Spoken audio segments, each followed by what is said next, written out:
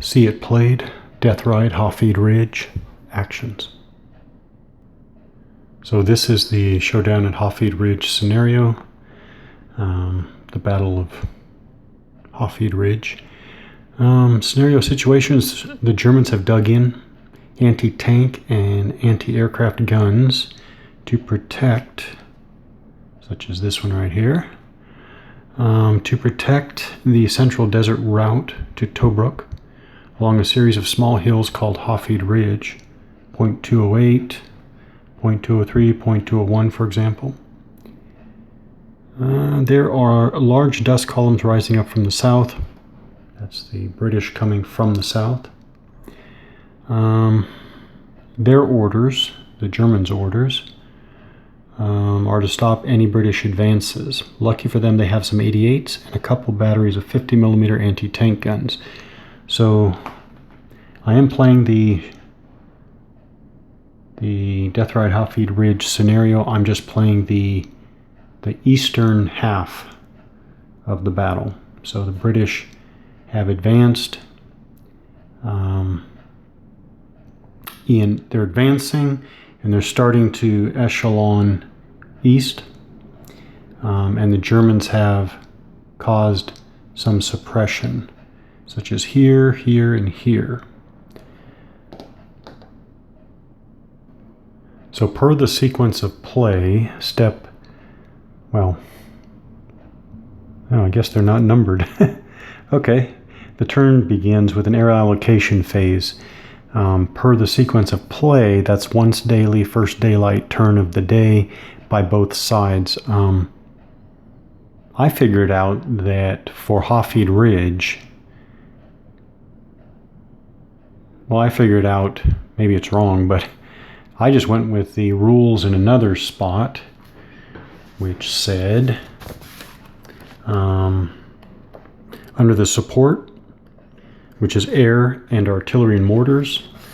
See, under the fire support section, I'm going with this one, allocation, that is this phase, air allocation phase. At the start of each turn, players both roll the die to determine if they receive an air mission for that turn.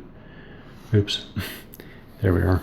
The British player must roll a 1 or 2, and the German player must roll a 1 to 3 to receive a mission. That seems to supersede the general sequence of play. I hope I have that right, but in any case, just to play, that's what I'm going with. Each turn I'm rolling. The British rolled a 4, so they did not get an air mission.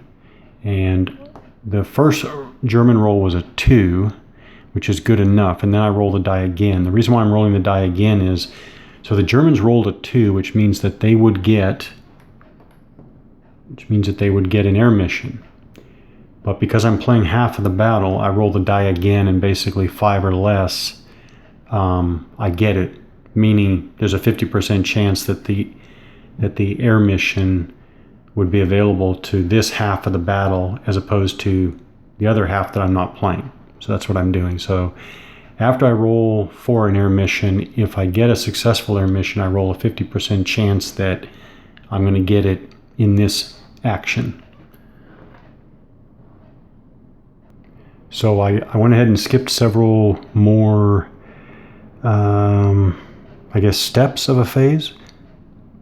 Oh, actually, now that I see, I guess I skipped the entire combat service support phase. It has multiple steps. Skip it entirely. So I'm going on to the German turn.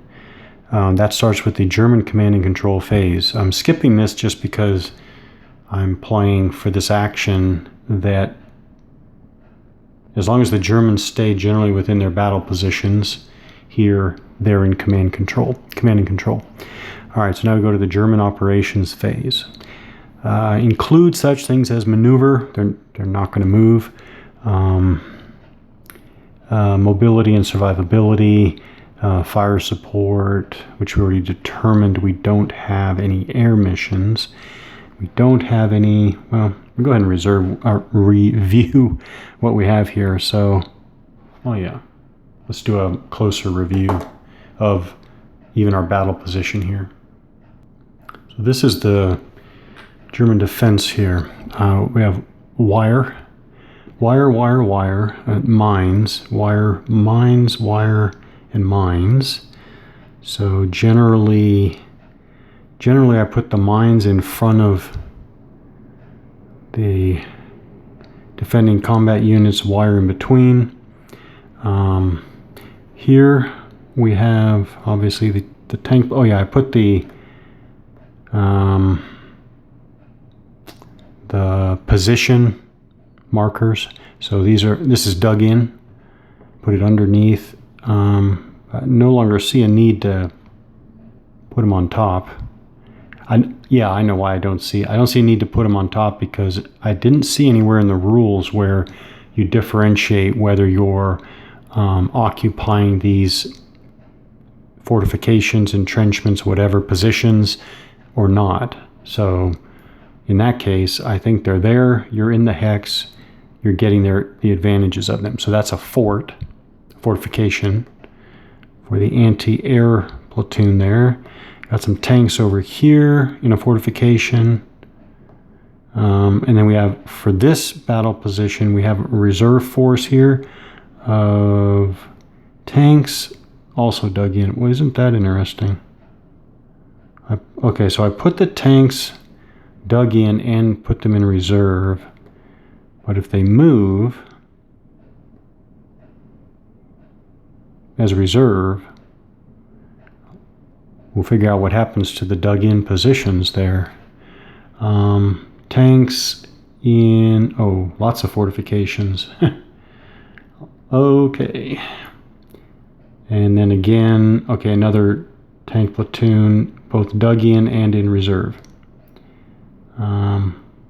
That's the German position. So basically, for this German operations phase, we're going to try to lay as much fire on the oncoming British tanks as we can.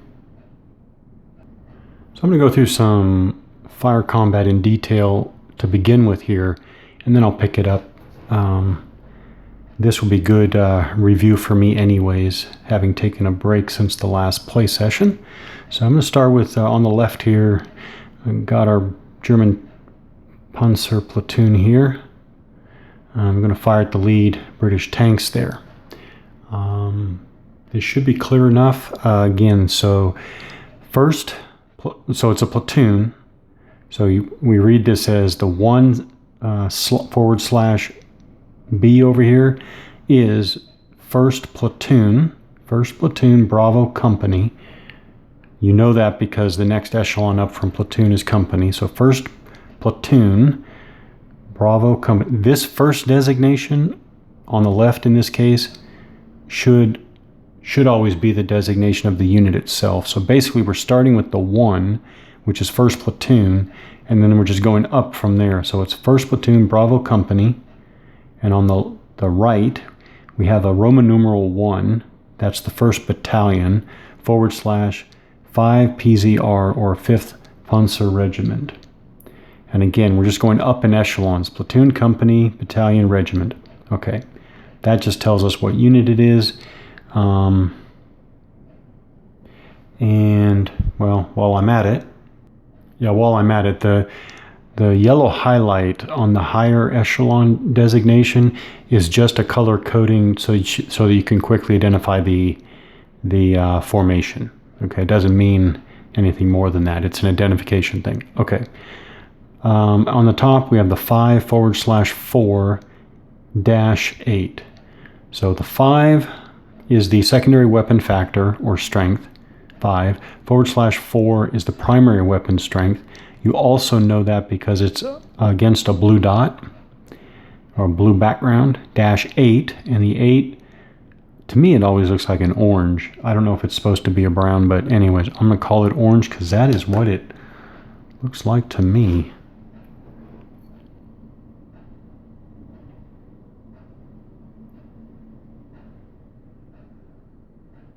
All right.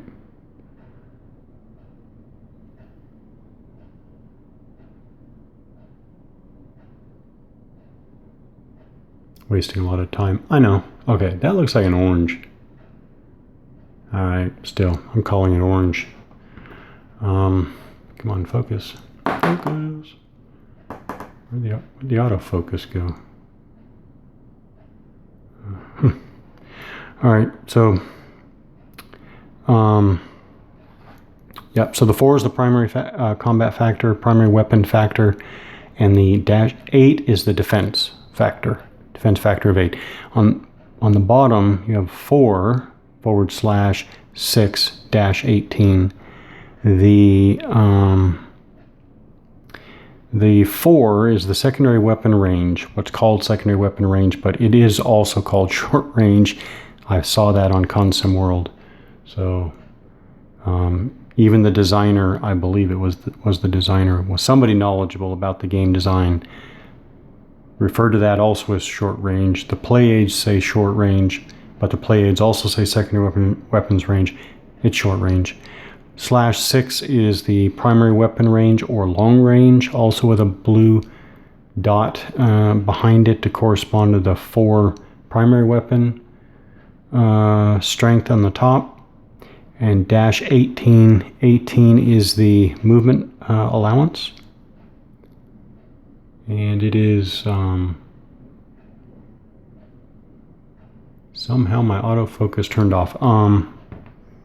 It's tracked. So obviously tanks are tracked. Okay, there we go. So I'm reviewing all that because I got to figure out how much firepower we can drop on that lead British tank platoon, right? So right away, the primary weapon factor of 4 can fire out to short range, range 4. 1, 2, 3, 4. This is the extent of short range, so clearly the primary weapon is firing at long range, 1, 2, 3, 4, 5, which is within the long range of 6. But the secondary weapon strength of 5 cannot fire at all against that target because the 5 can only fire out to 4 hexes. So I look, and I do start with secondary weapon. Can the factor of 5, well, is the range of the target beyond short range? If the target, 5 hexes, is beyond the short range of 4, I know secondary weapon is not going to be a factor, period. Then I figure out the primary weapon factor of 4 is the target within the long range. It is. The long range is 6, the target's 5 away. And then I see, well, is it also within short range? Well, clearly it's not within short range because the secondary weapon factor wasn't in short range either. So it's primary weapon at long range. All right, so then we go to our firepower table, which this is the Death Ride Hafid Ridge firepower table. I'm not going to stop to comment too much on this, but let me just say that this little device here, I can go so far as to say that this almost makes the entire game. If we didn't have this, if it was only the fire table and I was only adding up these printed factors, and if it was like something like primary weapons factor strength out a certain range, 1/2 that firepower out a double range or whatever, I'm saying that wouldn't, for me, I don't think that would be enough with everything else that this system offers. But this is one of the keys that makes it for me. But anyways, we had primary weapon at long range. So the target is clearly tanks, but we can look, and again, the British tanks have a defense factor of 7, and the 7 has that orange dot behind it.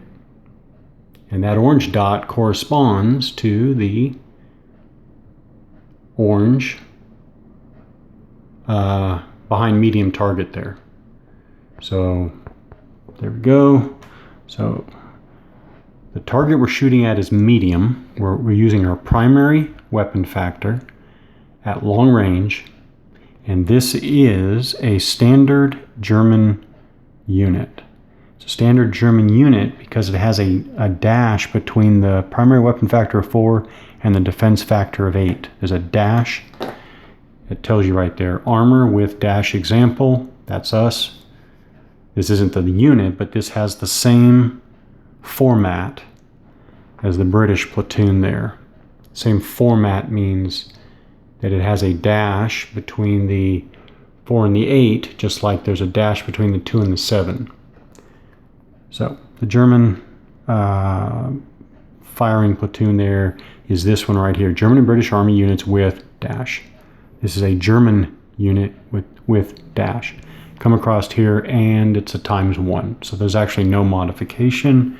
So it's just a flat 4. That's the primary weapon factor of 4 ×1, 4, not modified. Then we go, so it's 4 against the British defense factor of 7. Primary weapon factor of 4 against the British defense factor of 7. The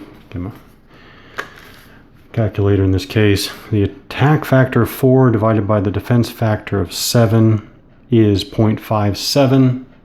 0.57, which 0.57, you just go to the fire table, come across, and the first column, or, oh, I don't know how you put it. We don't get to 0.75, but we pass 0.5, so we're using the 0.5 column. So we know we're using the 0.5 column, and I'm going to check our die roll modifiers here. The target is not adjacent, it's 5 hexes away. This is not a plus weapon, it's a dash weapon. We already talked about that. The fire is not suppressed. We're not firing from more than 1 hex phase. We are firing at a target at lower, oh wait, never mind. These tanks are on the desert floor just like the target, so it's level ground. So we're not firing at a target at lower elevation. We're not firing a target at higher elevation. The defender's not dug in. The defender's not in fortification. The firing unit, we're not firing at a unit making a designated withdrawal. We're not firing at night. We're not firing at a target in wire. We're not firing at a target in a mine field. No close air support. This isn't opportunity or defensive fire. And we're not firing after moving. So no die roll modifiers apply. So we roll and want to get as high as we can. Oh, we got a 9. All right, so we got a 9 on the 0.5 column. I'm pretty sure that's something. 9 on the 0.5 column is an S2.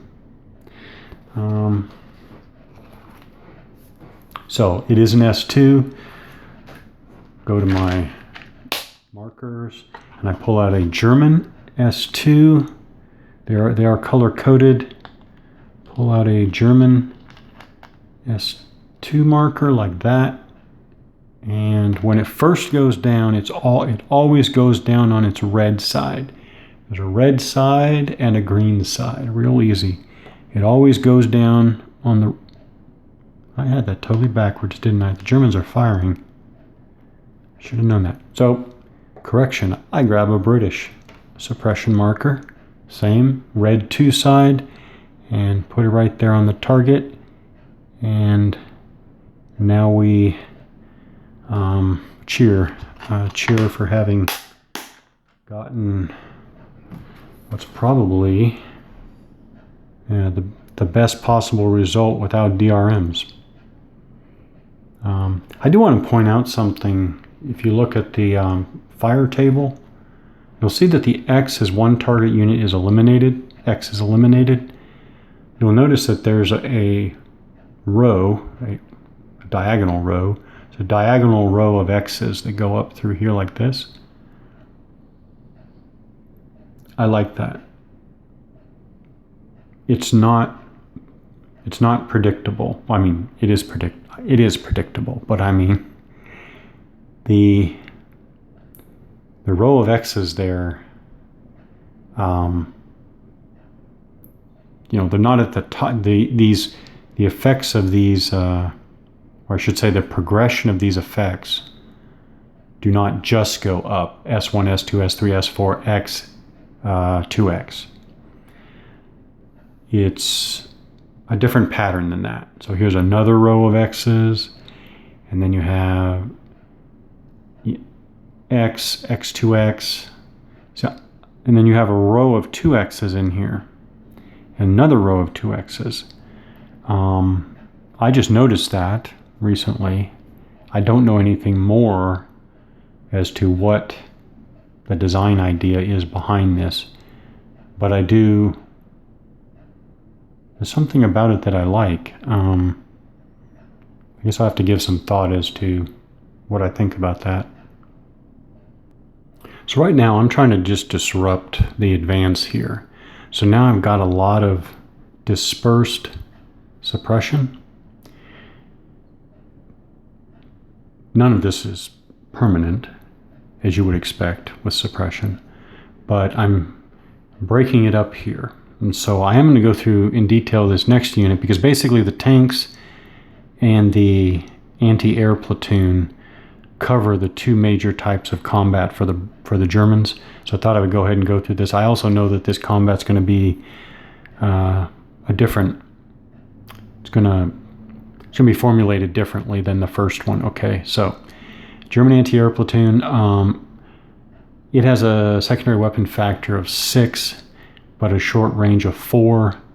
Nothing within short range. Okay, I just finished looking through the rulebook.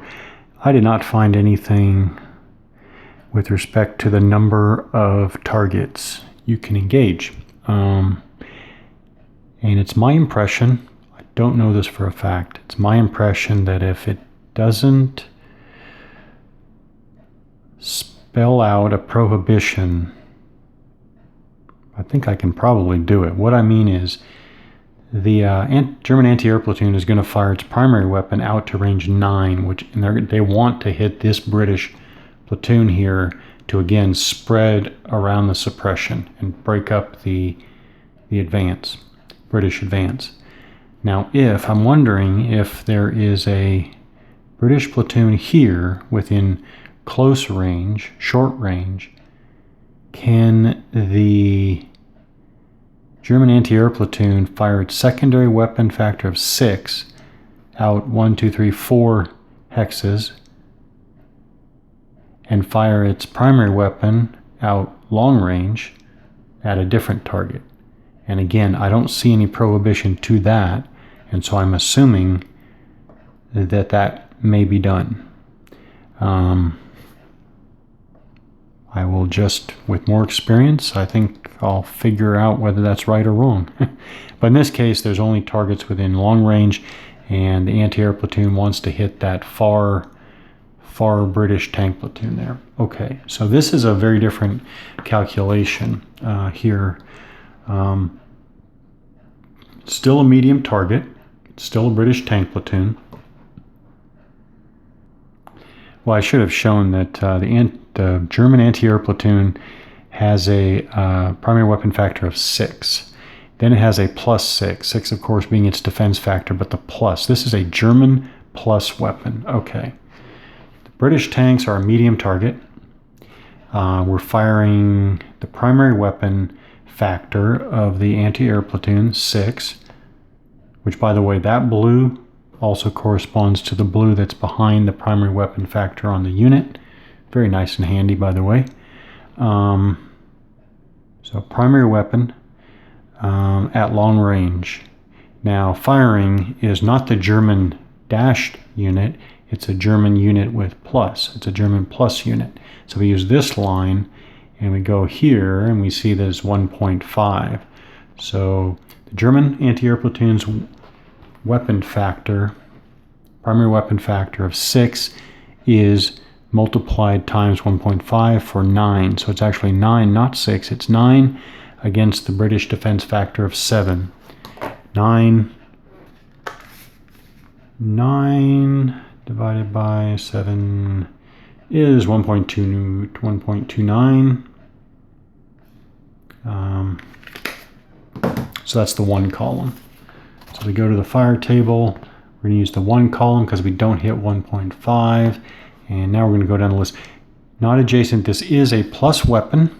It's the German anti-air platoon. It's a plus weapon versus medium. The British tanks are a medium target at, less than 7 hexes away. No, we're at 9 hexes away. So we don't get that +2. So actually, I think the only modifier that's going to apply is the fact that they are now up on 0.208. They are elevated, firing down at a lower target. So we're going to get that +1 there, firing at target lower elevation. I think that is, yeah. So just +1 for being at a higher elevation. Roll the die, we get a 6, +1 is 7. 7 on the 1 column is S2 as well. So a lot of S2s, not, well, I want to say not bad, but I want to say not bad. I should say we'll see whether this is good or bad with the play here. So they have a suppression 2 marker on them. And now the German anti-air platoon is done. And now I'll execute the rest of the German fire. I didn't need to say that because there isn't any more German fire. These tanks, the British targets are out of range of our British tanks here. 1, 2, 3, 4, 5, 6. Oh, never mind. We probably should determine whether... So we have the German tanks here. I almost missed this.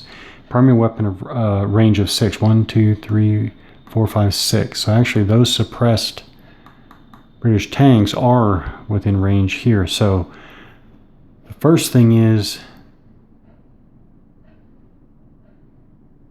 the line of sight is, well, I do think it's blocked. Okay, I'm going to give my determination, although I'm not 100% convinced here, but when I string center of the German Panzer unit's hex to the center of the British tank hex, it clearly goes over the hill hex occupied by the German anti-air platoon. Talking about this one right here. So if I'll just move these aside.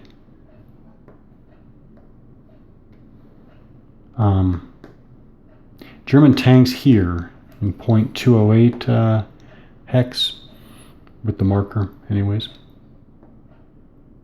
I'm going to say it's not on the edge looking at the target. It's not on the edge. It would have to be here to be on the edge looking down there. Yeah, so I'm going to say that the German Panzers there don't see the British tanks over there. Okay. Well, almost. So take the markers off here. The next phase is actually the close assault phase. We don't have any, obviously, because there's nowhere even close to adjacent opposing units. So then we go on to the unit suppression recovery phase. Both players always have something potentially to do during this phase. So I think that the phasing player, German in this case, reduce their green suppression levels. The Germans don't have any suppression, so they're not doing anything. Then both players flip their suppression markers from the red side to the green side. So this suppression 2 goes from red to green, red to green.